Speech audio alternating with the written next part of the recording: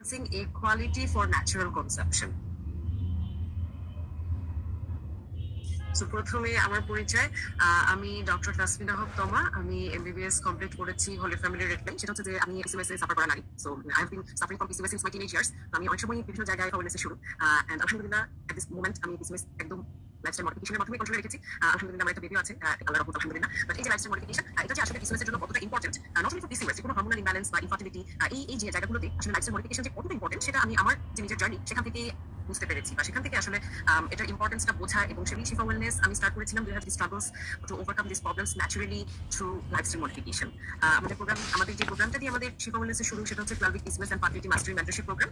আমাদের মেন্টরশিপরা কি কি টপিক নিয়ে কথা বলবো আজকে? আমরা কথা বলবো ovarian reserve, equality and quantity, and কি ইনভেস্টিগেশন লাগবে ইকুয়ালিটি কোয়ান্টিটি বোঝার জন্য, সেটা নিয়ে। দেন আমরা কথা বলবো কি কি কারণে ইকুয়ালিটি রিডিউস হয়ে যায়। আমরা কিছু স্টোরিজ অফ হোপ শুনবো।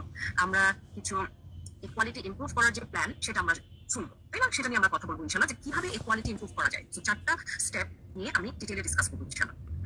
অলসো আমাদের 12 উইক প্রোগ্রাম নিয়ে কথা বলবো, এন্ড আমরা সবশেষে একটা ফার্টিলিটি অ্যাফার্মেশন মেডিটেশন প্র্যাকটিস করবো ইনশাল্লাহ। ওকে, সো প্রথমে চলে আসি যে ওভারিয়ান রিজার্ভ। হ্যাঁ, সো ওভারিয়ান রিজার্ভ বলতে আসলে আমরা কি বুঝি? তো এখানে একটা কনসেপ্ট আমাদের জন্য বোঝাটা খুব ইম্পর্টেন্ট। সেটা হচ্ছে যে আমরা মায়ের পেট থেকে একদম নির্দিষ্ট সংখ্যক এগস নিয়ে জন্মগ্রহণ করি। হ্যাঁ, যখন আমাদের বয়স মাত্র মায়ের পেটে 5 মাস ছিল, অর্থাৎ এই যে আমরা যখন 5 মান্থ ওল্ড ফিটাস ছিলাম, হ্যাঁ, তখনই সম্পূর্ণ যে এগ রিজার্ভ, সেটা যে এগ পুল বা এগ রিজার্ভ যেটাকে আমরা বলি, সেটা কমপ্লিট হয়ে যায়। পরবর্তীতে কি হয়, যখন আমরা জন্ম হই এবং পিউবার্টিতে আমরা পৌঁছাই, অর্থাৎ একটা টিনেজ বয়সে আমরা যখন পৌঁছাই, যখন প্রথম মেনস্ট্রুয়েশন হয়, তো তখন থেকে কি হয় যে ওই যে এগ রিজার্ভটা ছিল সেখান থেকে কিছু কিছু এগ আস্তে আস্তে ম্যাচিওর হয়। ম্যাচিওর হয়ে প্রতি মাসে 1টা 2টা বা 3টা করে এগ ওভুলেট করে। ইউজুয়ালি 1টা করে ওভুলেট করে, বাট ম্যাচিওর হয় কয়েকটা। যেটা ওভুলেট করে সেটা ছাড়া বাকি যেগুলো ম্যাচিওর হয়েছিল সেগুলো সাধারণত ডিস্ট্রয় হয়ে যায়। তো এভাবে প্রতি মাসে কয়েকটা করে এগ এভাবে করে ম্যাচিওর হতে থাকে। হ্যাঁ, কিন্তু এই যে এগ পুল, অর্থাৎ আমার কতগুলো এগ আছে, সেটা কিন্তু আমরা একদম মায়ের পেট থেকে নিয়ে আসি। ওকে, যে কারণে দেখা যায় যে যাদের লো ওভারিয়ান রিজার্ভ থাকে, অনেক সময় এটা ফ্যামিলিতে এটা রান করে, অর্থাৎ হয়তো মায়েরও লো ওভারিয়ান রিজার্ভ ছিল, মেয়েটারও লো ওভারিয়ান রিজার্ভ, এরকম সমস্যা থাকে অনেক সময়। এনিওয়েজ, তো এই যে ওভারিয়ান রিজার্ভ, এটা আমরা একদম মায়ের পেট থেকে নিয়ে আসি। তো কেন এটা আমাদের জন্য জানা ইম্পর্টেন্ট? বিকজ এই যে এগস গুলো ম্যাচিওর হচ্ছে, এটা কিন্তু খুবই কমপ্লিকেটেড একটা প্রসেস।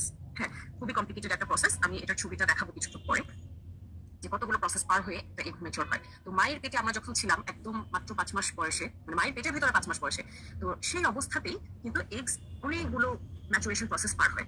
হ্যাঁ, যে কারণে মায়ের হেলথটাও ইম্পর্টেন্ট, যে ওই সময় আমাদের মায়ের হেলথ কেমন ছিল। এনিওয়েজ, তো তারপর জন্মের পরে এই প্রসেসটা বন্ধ থাকে অনেকদিন। দেন যখন আবার আমরা পিউবার্টিতে পৌঁছাই, যখন ফার্স্ট টাইম মেনস্ট্রুয়েশন হয়, তখন থেকে আবার আস্তে আস্তে করে কি হয়, এই ম্যাচুরেশন প্রসেসটা আবার সেকেন্ড যে ম্যাচুরেশন প্রসেসটা বা যে সেকেন্ড স্টেপটা, সেটা আবার শুরু হয়।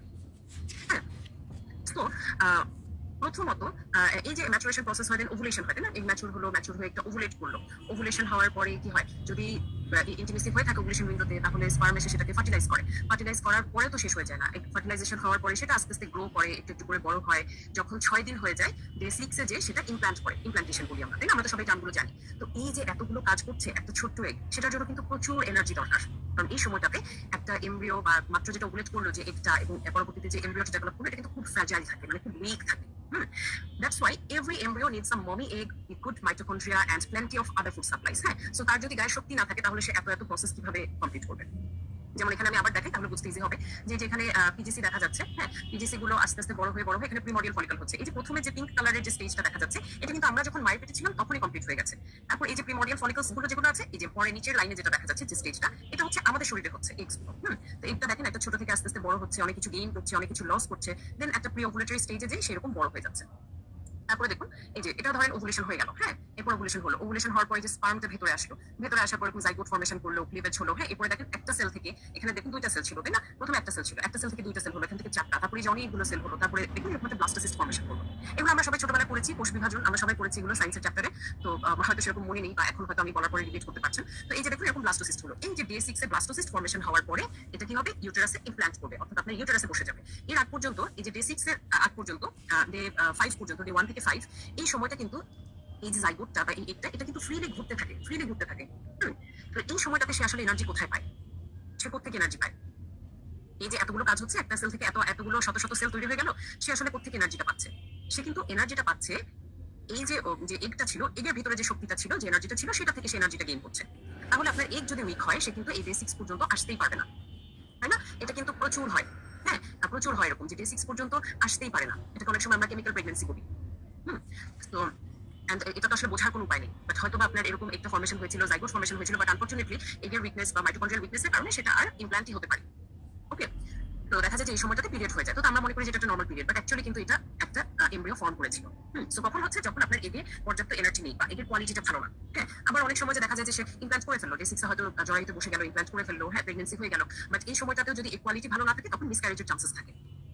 তো যে কারণে এগের কোয়ালিটি আমাদের জন্য খুব ইম্পর্টেন্ট, কারণ এগের ভিতরে যে মাইটোকন্ড্রিয়াটা থাকে সেটাই কিন্তু এই যে জাইগোট অর্থাৎ যে বাচ্চাটা ফর্মেশন হলো, যে এমব্রিওটা ফর্মেশন হলো, তাকে প্রথম অবস্থায় এনার্জি দেয়। পরবর্তীতে যখন এমব্রিওটা মায়ের ইউটেরাসে বসে যায় একটা আফটার ফিউ উইকস, তখন দেখা যায় যে মায়ের শরীর থেকে, আপনার শরীর থেকে ব্লাড যাবে, প্লাসেন্টার মাধ্যমে ব্লাড যাবে এবং বাচ্চা সেখান থেকে এনার্জি পাবে। কিন্তু শুরুতে ওই যে এগের ভিতরে যে মাইটোকন্ড্রিয়া ছিল সেটা থেকে কিন্তু এনার্জি পাচ্ছে। So this is very important যে আমাদের এগস গুলো যেন হেলদি হয়। এগের মাইটোকন্ড্রিয়া গুলো যেন হেলদি থাকে, এগটা যেন হেলদি থাকে। এগ যদি হেলদি না থাকে, আমাদের মাইটোকন্ড্রিয়া যদি ভালো না থাকে, তাহলে কিন্তু এগ এই পর্যন্ত আসতেই পারবে না। হ্যাঁ, এটা প্রত্যেকটা মেয়ে যারা কনসিলার ট্রাই করছে তাদের অনেক সময় এটা হয় যে এরকম এগ হচ্ছে এই পর্যন্ত আসতেই পারে না, পিরিয়ড হয়ে যায়। সো এখানে ডে 6 এ যে পিরিয়ডটা হয় সেটা কিন্তু একদম আমাদের পিরিয়ডের ডেট অনুযায়ী, মানে ডে 30 তে। সো আমরা মনে করি পিরিয়ড, বাট অ্যাকচুয়ালি ওটা প্রেগন্যান্সি ছিল। যারা হয়তো প্রেগন্যান্সি টেস্ট করে তারা বুঝতে পারে যে একটা কেমিক্যাল প্রেগন্যান্সি। হ্যাঁ, এছাড়া তো বোঝার উপায় নেই আসলে। ওকে, আচ্ছা আমাদের 100 জন হয়ে গেছে। সো আমি একটু আমাদের ইউটিউবের যে লিংকটা আছে সেটা আমি শেয়ার করে দিচ্ছি। হ্যাঁ, কত ইম্পর্টেন্ট, স্পার্ম কোয়ালিটির চেয়ে কিন্তু এগ কোয়ালিটি বেশি ইম্পর্টেন্ট, কারণ স্পার্ম কোয়ালিটিও ইম্পর্টেন্ট, কারণ স্পার্মের কোয়ালিটি ভালো না হলে এই জায়গায় ফর্মেশনই হবে না, বাট এগটাকে অনেক কাজ করতে হয়, একটা এমব্রিও ফর্মেশনের পরে অনেকটুকু সময় এনার্জি দিতে হয়। So it is very important যে আমাদের এই কোয়ালিটিটা যেন আমরা ভালো রাখতে পারি। হ্যাঁ, তো এখানে আমি আপনাদেরকে একটা কোয়েশ্চেন করবো, সেটা হচ্ছে যে এমএইচ কি সবার দেখা আছে? সবাই কি জানেন যে আপনাদের এমএইচ কত, স্পেশালি যারা কনসিভার ট্রাই করছেন? যদি জানা থাকে একটু লিখে ফেলান তো, চাচ্ছি না। সো এই যে দেখুন, ওভারিয়ান রিজাল্টের জন্য আমরা কিছু ইনভেস্টিগেশন করছি, ওভারিয়ান রিজাল্ট বোঝার জন্য, নট কোয়ালিটি। হ্যাঁ, ওভারিয়ান রিজাল্ট বোঝার জন্য। সো ওভারিয়ান রিজাল্ট বোঝার জন্য আমরা কি টেস্ট করতে পারি? এমএইচ করতে পারি, এএফসি করতে পারি, এফএসএইচ করতে পারি, এস্ট্রাডিয়াল করতে পারি, এগুলো। তো কমনলি এমএইচটাই করা হয়। যদি এমএইচটা ভালো থাকে সেক্ষেত্রে আর ইউজুয়ালি অন্যগুলো করা হয় না, অথবা যারা হয়তো আইভিএফ এ আছেন তারা এটা করেন, মানে অন্য টেস্টগুলো করতে হয়। বাট যদি কারো এমএইচ অনেক লো থাকে তখন বাকি টেস্টগুলো করতে হয়। হ্যাঁ, ওকে। সো যারা এখন পর্যন্ত এমএইচ করেননি, হ্যাঁ, বাট কনসিভার ট্রাই করছেন, তাদেরকে অবশ্যই এমএইচটা করে ফেলতে হবে। হ্যাঁ, এমএইচ কিন্তু এখন একদম, যারা কনসিভার ট্রাই করছেন অবশ্যই এমএইচটা করবেন, বিকজ এখন ইদানিং দেখা যাচ্ছে যে মেয়েদের ওভারিয়ান রিজার্ভ অনেক কম আসছে। হ্যাঁ, এটার পিছনে লাইফস্টাইল দায়ী, জেনেটিক্স দায়ী। সো এমএইচ আমরা অনেক কম পাই। তো এমএইচ কম পেলে তখন কিন্তু আপনাকে সিরিয়াস হয়ে যেতে হবে, খুব দ্রুত লাইফস্টাইল মডিফিকেশন করতে হবে, কনসিভার ট্রাই করতে হবে এবং প্রয়োজন হলে কিছু মেডিকেল ট্রিটমেন্ট নিতে হবে, তাই না? সো যারাই এখন পর্যন্ত এমএইচ করেননি বাট কনসিভার ট্রাই করছেন, অবশ্যই এমএইচটা টেস্ট করবেন। আচ্ছা, সো বাকি যে থাকে এমএইচটা নিয়ে একটু কথা বলি, যে এমএইচ যদি 1 এর কম থাকে তাহলে সেটা ইন্ডিকেট করছে যে ওভারিয়ান রিজার্ভটা কম। আর এই যে আপু ফারিয়া আপু, এমএইচ হচ্ছে 1 থেকে 5 নর্মাল ধরি, তবে যাদের পিসিওএস আছে অথবা বয়স একদম কম, যে মাত্র পিরিয়ড স্টার্ট হয়েছে, তাদের ক্ষেত্রে একটু বেশি হতে পারে, 5 এর 6 হতে পারে, একটু অনেক একটু 7 হতে পারে। তো 6, 6.5 এগুলো আমরা সাধারণত নর্মাল ধরি যদি পিসিওএস থাকে অথবা বয়স অনেক কম থাকে। হ্যাঁ, আর যদি বয়স বেশি হয় সেক্ষেত্রে 5 এর উপরে গেলে সেটা আমরা নর্মাল ধরবো। আর যদি অনেক বেশি থাকে, যে 8, 9, 10, 19, হ্যাঁ 19, 24 এরকম এমএইচ আমরা পেয়েছি। সো এরকম এমএইচ পেলে আসলে খুশি হওয়া যাবে না, এটাও খারাপ। হ্যাঁ, বেশি এমএইচ যদি থাকে সেটা আসলে ইন্ডিকেট করছে যে পিসিওএস আছে। আর কত বেশি আছে সেটার উপর আমরা বুঝতে পারি যে তার অ্যানোভুলেশন কতটা, অর্থাৎ তার ওভুলেশন হয় কিনা, তার পিসিওএস এর সিভিয়ারিটি কত। হ্যাঁ, তো যাই হোক, এমএইচ টেস্ট আপনারা সবাই অবশ্যই করে ফেলবেন, এটা ব্লাড টেস্টের মাধ্যমে যে কোনো সময় করা যায়। তো যাদের করা নেই তারা করে ফেলবেন আবার। এন্ড এরপর আমি চলে আসি যে কিছুক্ষণ আগে একজন আপু জিজ্ঞেস করছিলেন যে ইনভেস্টিগেশন আছে কিনা, কোনো ইকুয়ালিটি মেজার করার কোনো ইনভেস্টিগেশন আছে কিনা। তো এই কোয়ালিটি মেজার করার কোনো ইনভেস্টিগেশন নেই। এই কোয়ান্টিটিটা আমরা বুঝতে পারি, যে কয়টা এগ আছে সেটা আমরা বুঝতে পারি, বাট এই কোয়ালিটি বুঝতে পারা আমাদের পক্ষে সম্ভব না। মানে কোনো টেস্ট করা যাবে না। তবে কিছু কিছু সাইন এন্ড সিমটম আছে যেগুলো দিয়ে আমরা বুঝতে পারি যে এগুলো হয়তো বা কম্প্রোমাইজড। ওকে, সো কি কি সাইন সিমটম আছে এগুলো আমি একটা একটা করে বলবো। আপনারা এখানে যারা আছেন চ্যাট বক্সে যদি থাকে, আপনাদের কোনোটার সাথে যদি মিলে যায় যে আমার এই কন্ডিশনটা আছে, এটা মেনশন করবেন চ্যাট বক্সে যে আমার এটা আছে, এটা আছে। হ্যাঁ, তাহলে আমি বুঝতে পারবো যে আমাদের আজকে অডিয়েন্সে আসলে কোথায় সমস্যা বেশি। এই কোয়ালিটির পসিবল সাইন্স কি কি, এই কোয়ালিটির সমস্যা বেশি। ওকে, সো এই কোয়ালিটির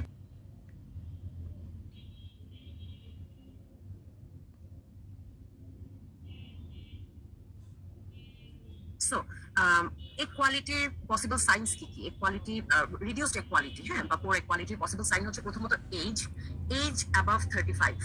হ্যাঁ, এজ অ্যাবাভ 35 এর উপরে যাদের বয়স আছে, কোনো রোগ থাকুক না থাকুক, ধরে নিতে হবে যে কোয়ালিটি কম্প্রোমাইজড। হ্যাঁ, then PCOS, endometriosis, irregular menstrual cycle, অনেকে আছে যে পিসিওএস নেই বাট ইরেগুলার মেনস্ট্রুয়াল সাইকেল। হ্যাঁ, হিস্ট্রি অফ মিসক্যারেজেস, যে সবকিছু ঠিক আছে, হয়তো কনসিভ হচ্ছে বাট রিপিটেডলি মিসক্যারেজ হয়ে যাচ্ছে, হয়তো কোনো রোগ নেই, কিছুই নেই, বাট মিসক্যারেজ হয়ে যাচ্ছে। এফএসএইচ লেভেল হাই, তো এটা তো যারা টেস্ট করবে তারা বুঝতে পারবে যে হাই এফএসএইচ লেভেল অথবা লো এমএইচ। হ্যাঁ, যাদের এমএইচ কমে গেছে তাদের ক্ষেত্রেও কিন্তু ধরে নিতে হবে যে তাদের এই কোয়ালিটিটা কম্প্রোমাইজড। দেন হচ্ছে ডিফিকাল্টি কনসিভিং, যে সবকিছু ভালো আছে বাট হাজবেন্ডেরও সবকিছু ভালো, টিউবস আর ওকে, সবকিছু ভালো বাট কনসিভ হচ্ছে না, অর্থাৎ যেটাকে আমরা আনএক্সপ্লেইনড ইনফার্টিলিটি বলি। হ্যাঁ, then poor response to ovarian stimulation, এরকম হয়েছে না আপনাদের মধ্যে কেউ একজন কেউ হয়তো থাকতে পারেন যে ওষুধ দেওয়া হচ্ছে, ওষুধ খাচ্ছেন অথবা আইইউআই হচ্ছে, তারপরেও এগ বড় হচ্ছে না, তাই না? ওভারিতে যত স্টিমুলেশন দেওয়া হোক এগ বড় হয় না।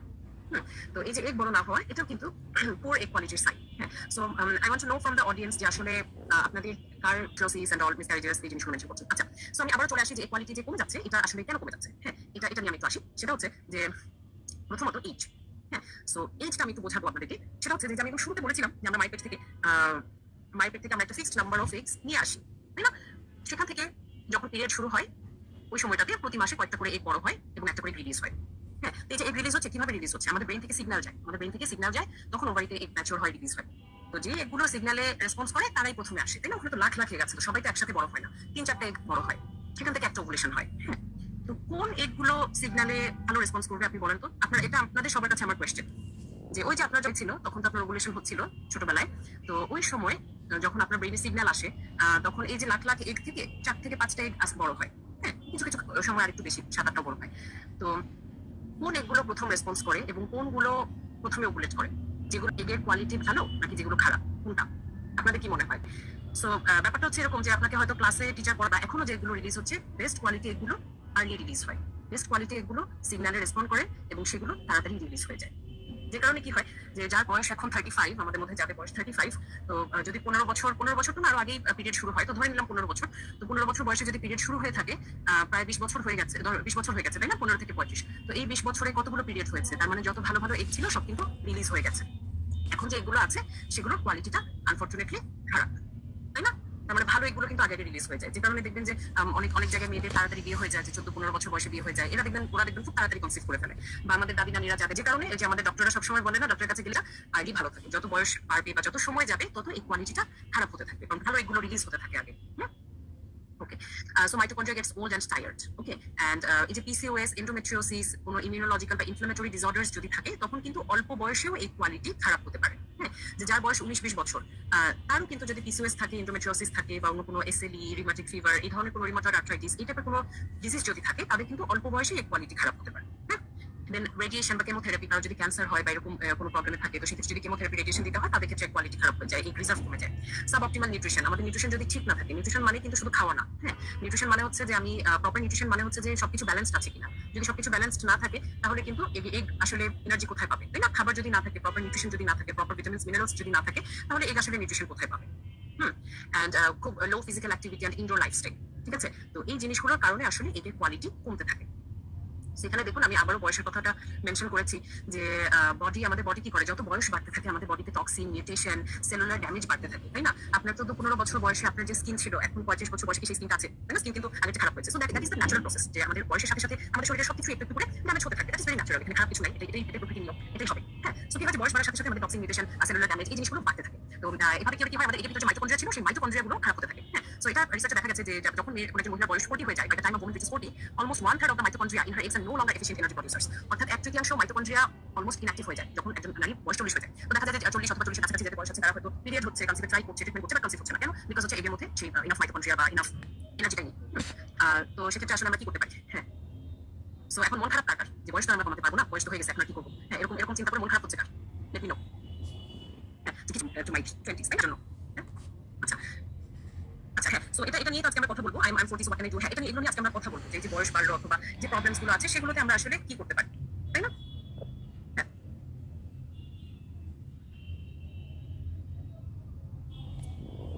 ইমপ্রুভ করার জন্য আমাদের কিছু স্ট্র্যাটেজিস আছে, বয়স কমানোর জন্য আমাদের কিছু স্ট্র্যাটেজিস আছে। তো সেই স্ট্র্যাটেজিগুলো আমরা শুনবো ইনশাআল্লাহ, আমি ডিটেইলে কথা বলবো। তো তার আগে আমি একজনকে ইনভাইট করতে চাই। আমাদের সাথে আজকে আছেন ডক্টর তাসনিয়া, আমাদের সাথে আছেন আজকে মিটিং এ। তো ডক্টর তাসনিয়া আমাদের ক্লায়েন্ট ছিল, তো ওনার কাছ থেকে আমরা একটু ওনার জার্নিটা শুনবো করেছিল। তো যাই হোক, হাইপোথাইরয়েডিজম ওষুধ শুরু করলো। হাইপোথাইরয়েডিজম মানে একটা খারাপ ডিজিজ ফার্টিলিটির ক্ষেত্রে। ওষুধ শুরু করলো, ডক্টর আমাকে প্রতি মাসে টিভিএস করতো। তখন ওভুলেশন ইন্ডাকশন শুরু করেননি, 2-3 মাস হওয়ার পরে যখন কনসিভ করলাম না, তারপর আমাকে ম্যাডাম আমার ওভুলেশন ইন্ডাকশন শুরু করলেন, যেটা হলো যে পিরিয়ডে 3rd ডে থেকে খেতে হয়। তো ওটাও খেলাম 3 মাস। ওষুধ শুরু হলো, ডক্টর আমাকে প্রতি মাসে টিভিএস করতো। তখন ওভুলেশন ইন্ডাকশন শুরু করেননি, 2-3 মাস হওয়ার পরে যখন কনসিভ করলাম না, তারপর আমাকে ম্যাডাম আমার ওভুলেশন ইন্ডাকশন শুরু করলেন, যেটা হলো যে পিরিয়ডে 3rd ডে থেকে খেতে হয়। তো ওটাও খেলাম, 3 মাস ট্রাই করতে বললো, খেলাম, কোনো কাজ হলো না। তারপরে এএমএচ টেস্ট দিলেন, প্রায় 6 মাস হয়ে গিয়েছে ট্রিটমেন্টের। এএমএচ টেস্ট দিলেন, এএমএচ কমের দিকে মানে 2 এর উপরে ছিল, এখন প্রায় 1.5 এরকম হচ্ছে। ইন্ডাকশন খেলে আপনারা হয়তো বা জানেন, মানে এটা দ্রুত এগ রিলিজ করায়, যেটা নর্মালি আমাদের প্রতি মান্থে একটা করে 2টা করে এগ রিলিজ হয়, সেটা ইন্ডাকশন খেলে হয়তো বা ফলিকল গুলা বা এগুলা 5-6টা 10টা করে মানে রিলিজ হয়, সেক্ষেত্রে রিজার্ভ কমতে থাকে। এরকম আমি 3-4 মাস খাওয়ার পরে তখন বললো না, টেস্ট করে দেখি এরকম 1.5 হয়ে গিয়েছে। তো এরকম করে তো তাও আমাকে আমার যে ম্যাডাম আন্ডারে ছিলাম উনি বললো আরো 6 মাস খাও, চেষ্টা করতে থাকো, তারপরে তোমাকে আমি ইঞ্জেকশনের দিকে যাবো অথবা অন্যান্য টেস্ট করবো। তো এগুলো শুনে একটু ভয় লাগলো। আমি আবার ডক্টর চেঞ্জ করলাম, একটা সিনিয়র একজন ম্যাডামকে দেখালাম। উনি আমাকে দিলেন ল্যাপ্রোস্কোপি, ডায়াগনস্টিক ল্যাপ্রোস্কোপি করবে। কেন হচ্ছে না, সব ভালো থাকার পরও এই এএমএচ এর মধ্যে তো কনসিভ হয়ে যায়, কেন হচ্ছে না, তোমাকে ডায়াগনস্টিক ল্যাপ্রোস্কোপি করে। এটা শুনে একটু ভয় পেলাম যে ল্যাপ্রোস্কোপি করবো, বডিতে একটা অপারেশন। তো যতটুকু শুনলাম অন্যদের কাছ থেকে ল্যাপ্রোস্কোপি করলে এই রিজার্ভ আরো কমতে পারে, যেহেতু ওভারিতে হাত পড়ে ল্যাপ্রোস্কোপি করলে। তো এই শুনে আর সাহস করলাম না। তো তারপরে একটু ঘাটাঘাটি করলাম, মাথা তখন পাগল পাগল অবস্থা, কি করবো, কই যাবো, মানে সবই মনে হচ্ছে যে সব টাইম চলে যাচ্ছে এরকম। তো বিভিন্ন গ্রুপ, ফেসবুক, অন্যান্য কলিগদের সাথে কথা বলে এলাম, খোঁজ নিলাম, বিভিন্ন ঘাটাঘাটি করলাম নিজেই।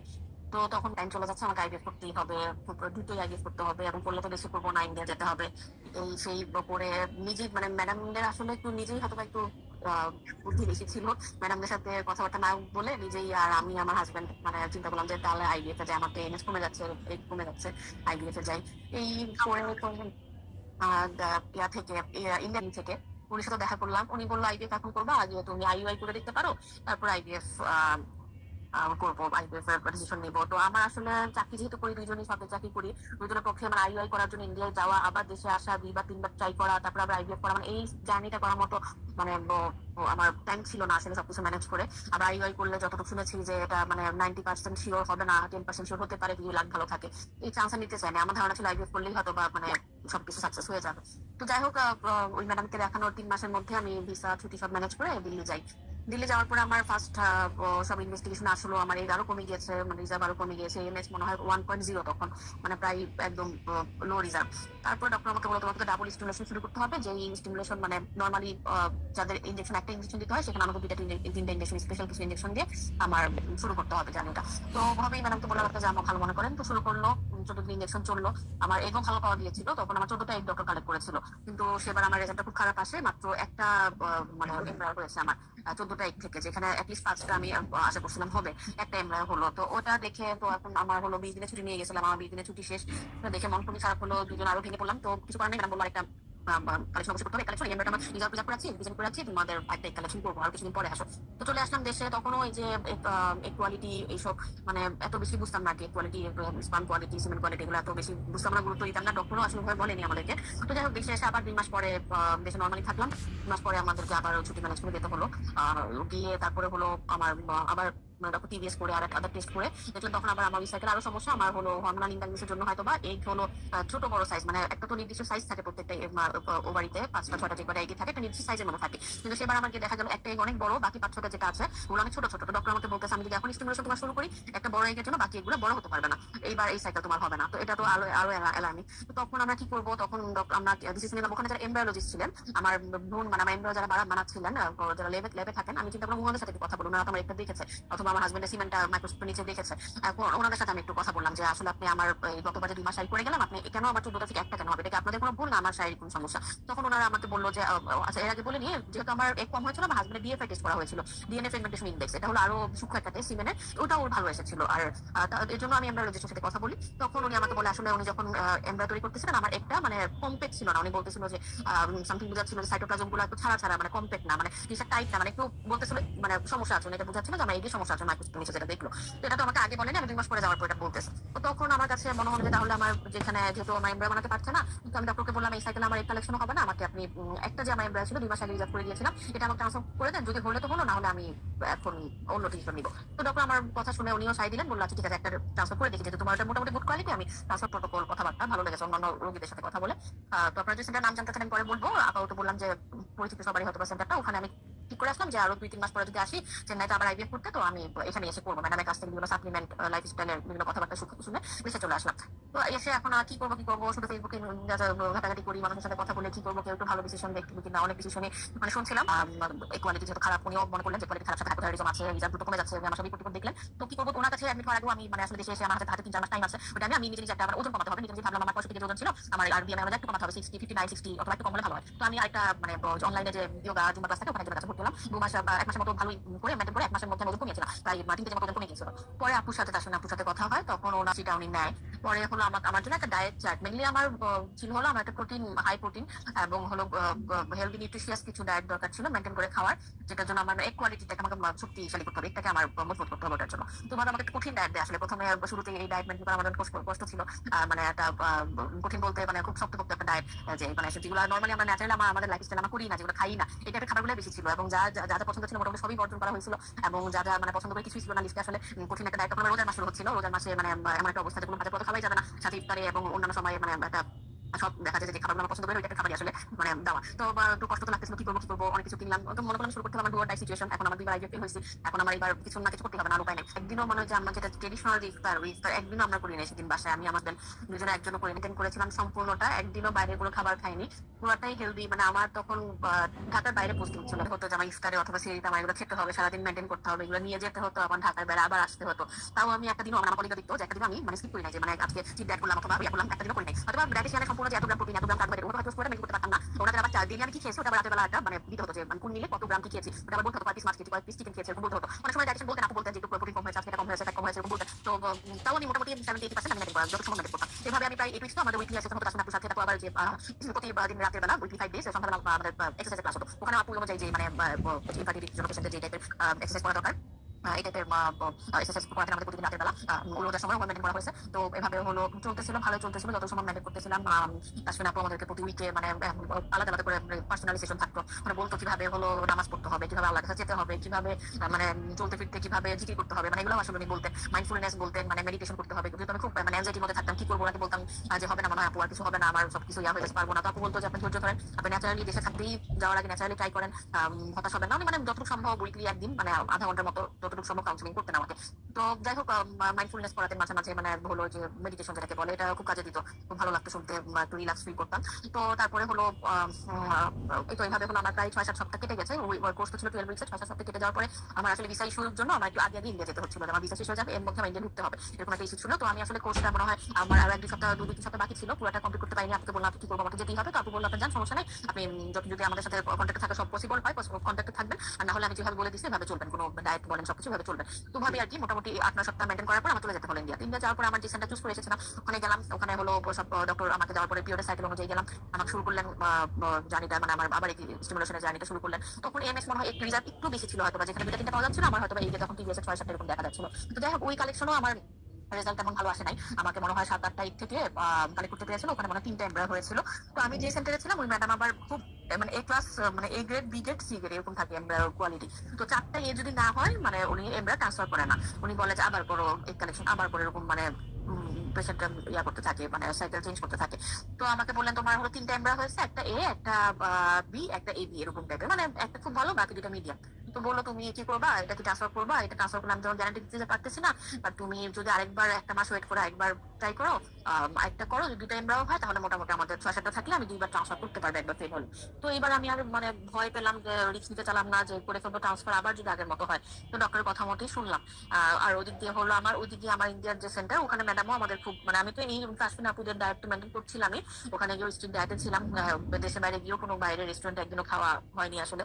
তো তারপরে হলো আমাকে ওখানকার ডক্টর আমাকে খুব ইনস্ট্রিক্ট মোটামুটি ডায়েট দিলেন, ফ্রুটস বেশি খেতে হবে, ওনাদের যে কিছু খাবার কিছু মাছ, কিছু বিফ, মাটন এগুলো না করে দিলেন, কিছু মাছ নিষেধ করে দিলেন। আর এদিকটা আমার আগের রুটিন তো আছে, তো ওইভাবে চলছিল, এক্সারসাইজ করতাম, যোগা করতাম, হাঁটতাম প্রতিদিন, মানে বিকালবেলা পার্টিতে ওখানে। আর তো আমার যাই হোক রিপোর্ট যখন আমার ভালো আসলো না, তখন ডক্টর বললো একটা সাইকেল ওয়েট করো, নেক্সট পিরিয়ডে একটা কালেকশন করবো, তুমি কষ্ট করে থাকো 1 মাস। তো 1 মাস আমার কোনো কাজ নাই, দেশেও ফেরত যেতে পারবো না, তো ছুটির ঝামেলা দেশে ফেরত গেলে। তো তখন ডক্টর বললো তুমি 1 মাস একটু ঘুরে আসো কোথাও, আর একটু ন্যাচারালি একটু ট্রাই করো, তোমার দুজন যেহেতু ফ্রি আছে একটু ন্যাচারালি তোমার ট্রাই করো। ডক্টর এরকম কাউন্সিলিং করে মন খারাপ ছিল বুঝে পাঠাই দিল। তো আমরা আমি আমার হাজবেন্ড বাসায় এসে রুমে এসে বলতেছি যে এত বছর হইলো না, 3 বছর ধরে ট্রাই করতেছে হলো না, উনি বলে 1 মাসে ন্যাচারালি ট্রাই করলে হবে, কি বলে এসব কথাবার্তা। তো যাই হোক কি করবো, কাজ নাই, বসে আছে দুজনেই। তো হাজবেন্ড বললো চলো ঘুরে আসি তাহলে আশেপাশে এরিয়াতে। চেন্নাই থেকে আমরা তখন ঘুরতে গেলাম পন্ডিচেরি, কাছে 1-2 ঘন্টা রাস্তা। তো গেলাম যে ঘুরে আসি, 4-5 দিন থাকবো। তো গেলাম আর কি ঘুরতে। তখন আজকে ডিসিশন নিয়ে আগামীকালে চলে গেলাম এরকম আর কি, ঘুরে চলে আসলাম এরকম 4-5 দিন। এসে হলো আমার নেক্সট পিরিয়ডে সাইকেলের জন্য ওয়েট করতেছিলাম যে পিরিয়ড আসবে, আমি আবার কালেকশন শুরু করবো। তো এটা মনে আছে আমার, মনে হয় গত বছরের অক্টোবরের 5 তারিখ পিরিয়ডের হওয়ার কথা, পিরিয়ডের ডেট হওয়ার কথা। তো এর মধ্যে বলে যতই ঘুরতে যাই, যতই আমি করি, আমি ডায়েট আর আমার এক্সারসাইজ, হাঁটা, যোগা, সকালবেলা উঠে যোগা করা, কিছু যোগা শেখানো ছিল, ওই জিনিসগুলো আমি একদিন স্কিপ করে, মনে আছে প্রায় 25 দিনের মধ্যে 25 দিন আমি করেছি, একদিন স্কিপ করে ঘুরতে গেল। তো খাবারও খাওয়ার সময় খেয়েছে, তখন ঘুরতে যাওয়ার পরে খাওয়ার সময় মেনটেন করে যত সম্ভব খাওয়ার চেষ্টা করেছি। তো যাই হোক অক্টোবরের 5 তারিখ পিরিয়ডের ডেট হয় না কি করবো, ওয়েট করছি সাইকেল যত আগে হয়ে যায় আমি তত আগে দেশে যেতে পারবো, আমার কালেকশনটা হয়ে যাবে, হয় না কি করবো। কিছু পিরিয়ডিক সিমটম যেমন বেস্ট পেইন যেটা থাকে পিরিয়ডে আগে, ওটা হচ্ছিল, হালকা লোয়ার অ্যাবডোমিনাল পেইন ছিল, এগুলো শেষ হয়ে শরীর ভারী ভারী লাগছিল। তো মনে করছি আমার হাজবেন্ড বলতেছে যেহেতু সিমটম আছে পিরিয়ড হয়ে যাবে, তারপরে 2-3 দিন না হলে ম্যাডামের কাছে যাবো। তো হয় না, পিরিয়ড হয় না, কি করবো, অস্থির লাগতেছে। তো তারপর হাজবেন্ডকে বললাম যে আচ্ছা ম্যাডাম তো বলছিল তুমি একটু দেখো না, যেহেতু পিরিয়ড হচ্ছে না, এগুলো তো মনে হয় না, একটা কি কেনা দাও, প্রেগনেন্সি টেস্ট ফার্মেসি থেকে কেনা দাও। ও হাসে বলে যে ফাইজামি করো কেন, কি জানবো, কখনই হবে না, তুমি জোরে জোরে হাঁটো, দৌড়াও পার্কে গিয়ে, তাহলে তোমার পিরিয়ড হয়ে যাবে। ওকে কেউ সামথিং এরকম বলছে, তাহলে এখন পিরিয়ড হয়ে যাবে। তো আমি তো একটু মনে মতো আমি হাঁটতে চাই না, একটু মানে কেমন কেমন লাগতেছে যে না হাঁটবো না, আমি একটু দেখি না। ওটা 2 দিন পার হয়ে গেছে, এরকম আমার পিরিয়ডে ডিলে হয়ে গেছে 5 দিন। তো বই আনে না, কি জানে না। তো আমি চিন্তা ও আনলে আমি নিজেই কিনবো, ওটা অনেক বুঝাতে যাই, বললাম যে নিয়ে আসো একটা, কি আনলো। তো ওই দিন মর্নিং স্যাম্পল আমি টেস্ট করতে পারি না, মানে এরকম আফটারনুনের স্যাম্পল, দুপুরের স্যাম্পল আমি দিয়ে ইউনি স্যাম্পল দিয়ে টেস্ট করলাম, দেখি হালকা একটা দাগ আসে, মানে হালকা একটা দাগ আলহামদুলিল্লাহ আসে কিটের মধ্যে। তো দেখে ওকে দেখালাম, ও বলে যে এগুলো কিছু ফাইজান, এগুলো কিছু না, এগুলো মানে বাদ দাও, এগুলো ইয়ে করার দরকার নেই। তারপরে হলো আমি কি করবো এরকম বলতেছে। তো তারপরে হলো আমি বললাম যে না, আমি আগামীকাল মর্নিং স্যাম্পল কালেক্ট যত বেশি বলো আমি টেস্ট করবো মর্নিং স্যাম্পল, যেহেতু মর্নিং স্যাম্পলে রিপোর্ট অ্যাকুরেট আসে। তো ওকে বললাম 3টা কিট নিয়ে আসো, 3টা কোম্পানির আলাদা 3টা কিট নিয়ে আসো, প্রেগনেন্সি কিট। তো আনার পরে 3টা কিট দিয়ে আমি সকালে ফজরের সময় মানে টেস্ট করলাম, আলহামদুলিল্লাহ দেখি যে মানে 3টাতেই মোটামুটি হালকাই বলতে গেলে হালকা হালকা 3টাতেই একটু করে দাগ আছে। তখন তো ও একটু মানতে রাজি হলো, আমারও তো তখন মোটামুটি শিওর। কি করবো, দিন হাসপাতালে গেলাম, হাসপাতালে গিয়ে ম্যাডাম আমাকে বিটা ইসিজি যেটা test, pregnancy confirm test, blood test, এটা দিলেন। তো ওটা করার পর রিপোর্ট আসলে গিয়ে ম্যাডাম আমাকে বিটা ইসিজি যেটা test, pregnancy confirm test, blood test, এটা দিলেন। তো ওটা করার পর রিপোর্ট আসলে 70, মানে 70, মোটামুটি 50 গেলাম। হাসপাতালে গিয়ে ম্যাডাম আমাকে বিটা ইসিজি যেটা test, pregnancy confirm test, blood test, এটা দিলেন।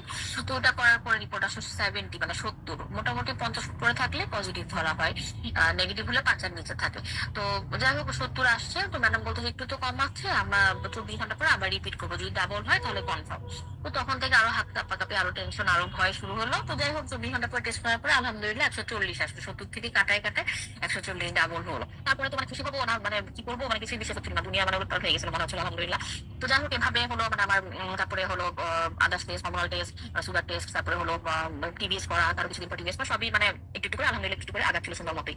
তো এইরকম হলো মানে আমার লাইফে আসলে একটা মিরাকেল জার্নি বলা যায়, মানে কি বলবো, এটা মানে আমার আশেপাশে যারা বাঙালি কাপল ছিল আর ইম্পর্টেন্ট কাপল ছিলেন যারা, ওরাও মানে সবাই বলতেছিলেন যে না মানে আল্লাহর অশেষ অশেষ অনেক 3-4 দিনের মতো অবশ্যই কাজে পড়তাম, তাতে নামাজ মিলে পড়তাম, আমরা 2জন নামাজ পড়তাম। তারপরে হলো আমাদের সোমবার ডিস্ট্রিক্টে যে ওটা রাখতাম, মানে তারপরে হলো যে সত্যি কথা বলতে মনে করা যেটা আমি মন্ত্রী বলতেছি, মনে করা সিস্টেম অথবা কিভাবে মানে যে আল্লাহ সুবহানাহু ওয়া তাআলার নামগুলো নিয়ে যে ডাকতে হয়, আগে দূর পড়তে হয় এবং শেষে দূর পড়তে হয় নামাজের, মানে নামাজের আগে, মানে এটা সিকোয়েন্স সুন্দর একটা মানে গঠনমূলক, আমি মনে করতাম যে আল্লাহ এটা দাও এটা দাও, কিন্তু গঠনমূলক একটা যে সুন্দর মানে সবকিছু সিস্টেম আছে, মনে একটা সিস্টেম আছে। এটা আমি তাসমিনা থেকে শিখেছিলাম, এটা আমার প্রথম ওনার কোর্স বলেন আর উনি আমার মানে মেন্টর হিসেবে বলেন, প্রথম পাওয়া হলো এটা আমার কাছে। ডায়েটের আগে আমি এটা বলবো, সেকেন্ড হলো আমার ডায়েট, এবং থার্ড হলো মানে আমার এক্সারসাইজ অথবা লাইফস্টাইল চেঞ্জ, নিজেকে মানে তৈরি করার জিয়াটা, এটা তো সর্বপ্রথম তো আল্লাহর দান, এটা কিছু বলা মানে কার দোয়া কোনদিকে কবুল হয় বোঝা যায় না। মানে এই কোয়ালিটি যে ইমপ্রুভ করা যায় এন্ড এরকম লো এমিক্স নিয়েও সেটা সেটা কিন্তু তাসমিয়া আপু আমাদের একটা প্রুফ যে আলহামদুলিল্লাহ আপু কিন্তু বলেছেন যে যতই ঝড়ঝাপটা যাক, যতই ঝামেলা যাক, উনি কিন্তু আমাদের গাইডলাইনটা ফলো করেছেন, ডায়েট, লাইফস্টাইল, এক্সারসাইজ, এই জিনিসগুলো উনি কোনোভাবেই বাদ দেন। হ্যাঁ, এন্ড আলহামদুলিল্লাহ আল্লাহ তাআলা সেটার রেজাল্টও দিয়েছেন আলহামদুলিল্লাহ। ছিল প্রথমে যেটা গিয়েছিলাম ওটা ছিল হলো বিড়লা আইভিএফ, ওটা হলো গুরুগ্রামে, দিল্লির গুরুগ্রামে ছিল। আর হলো তারপরে যেটা আমি চেন্নাইতে গিয়েছি, চেন্নাইতে আমি 4টা না 5টা সেন্টারে আমি দেখিয়েছি, ওখানে সব বড় বড় সেন্টারই। ঈশ্বরিয়াতে দেখালাম, তারপরে হলো জানা নাম একটা সেন্টার আছে, ওখানে দেখালাম, জীবন মিটাতে দেখালাম, আরেকটা আরেকটা নাম প্রশান্ত প্রশান্ত, এই মানে এই 4-5টাই তো বাঙালিরা বেশি যায়, এগুলাই নাম করা সেন্টার। তো এই 4টাতে আমি দেখিয়েছিলাম। তো লাস্টে আমি সবার সাথে ওখানে সব জায়গায় যাওয়ার পরে তো টেস্ট করে মোটামুটি করলাম, প্রচুর টাকা খরচ করেছি 4টা সেন্টারে দেখানোর সময়। তো যাই হোক সবগুলোতে দেখানোর পরে আমার জীবন মিটাতে ডক্টর রামায়া রামালিঙ্গাম, যিনি উনার মানে কথাবার্তা এবং প্রোটোকলটা আমাকে যতটুকু আস্থা দিয়েছে, মানে এবং অন্যান্য পেশেন্টদের সাথে কথা বলে ওখানে আমার মানে ভালো লেগেছিল যে আমি